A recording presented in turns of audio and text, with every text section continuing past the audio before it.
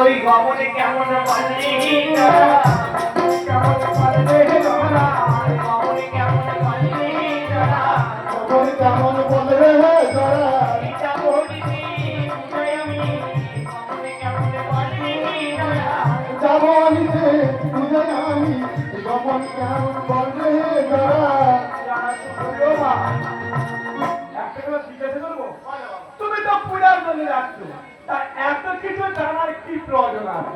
ওরা হ্যাঁ, সকল উপায় যদি না জানি কি হবে জানো বাবা? ওই আমি অপমান হব হরে, অপমান হবে অপমান হব হরে, অপমান হবে ওই আর ওই বিধিরাতে অপমান হব হরে। এদিকে পূজা হইবি রাগে অপমান হবে শুনে যারা শুরু তো জননী, যেখানে তোমার পুত্র জলাশয় আছে সেখানে তোমার অপমান হতে দেবে না মা। তাহলে শোনো, তাহলে করবো মঙ্গমনে পবনে রাজা পাবা কীর্তি সাহানা,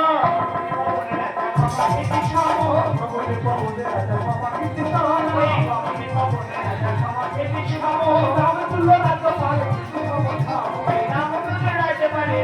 সমতা, সুন্দর জননী, নিশ্চয় আর কিছু জানার নেই? আরো জানার আছে আরো আছে। তার কটি ছেলে পুলে দাও। একটা কথা বলবো, তোমার সন্তান কথা, আমার সন্তান দুটি।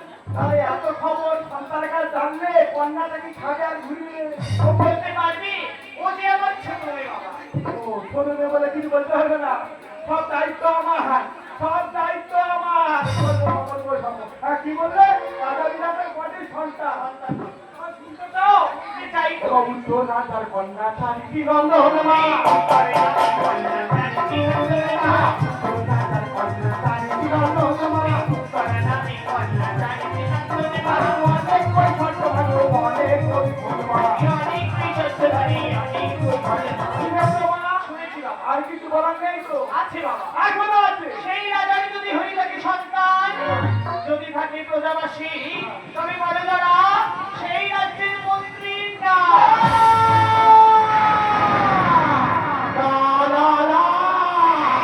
আমি বলতে পারবো না মা, বলতে পারবো না। কেন বাবা?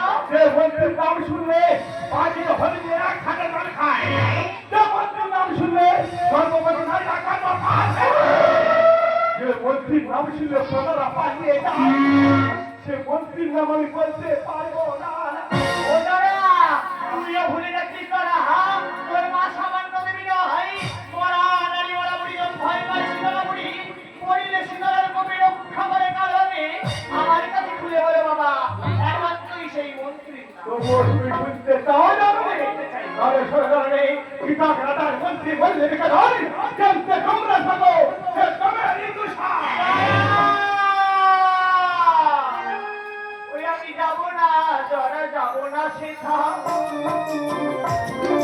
যাব না, যারা যাব না সেথা, যাব না যাব না সেটা যাব না, যারা যাব না সেথা, নিচে পূজা হইবি রাগে যাব না তারা যাব না যারা কৃষকটি নারী মানে রাখি না, নারী সম্মান করতে জানি না, আমি ওই স্থানে যাব না বাবা। ওটা যাবে, পূজা তো তোমার নিতে হবে, কারণ তুমি মা হতে চাও, তাই যারা ঋষিতে রাত্রে ঋষিতে নামে রাধার কাছে ভক্তি পুষ্পাঞ্জলি দিতে থাকবে না সেই কৃষক মন্ত্রী, আর তুমি ধীরে ধীরে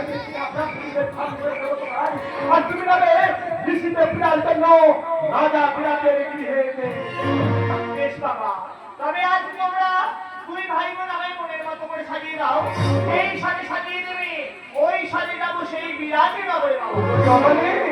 আমি যে রূপে তোমার সাদা